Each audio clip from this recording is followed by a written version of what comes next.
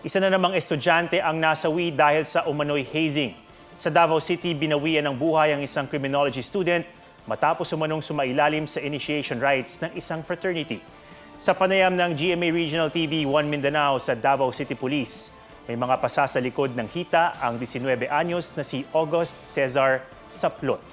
Posibleng resulta raw ito ng paghataw gamit ang matigas na bagay. Nangyari umano ang initiation rites sa lupain na pagmamay-ari ng magulang ng isa sa mga suspect. Bukod kay Saplot, isa pang estudyante na sumailalim din umano sa initiation ang nagtamo ng mga sugat at na-confine sa ospital. Sabi ng pulisya, ang Alpha Kappa Rho Fraternity, Alpha Delta Chapter, ang nasa likod umano ng hazing.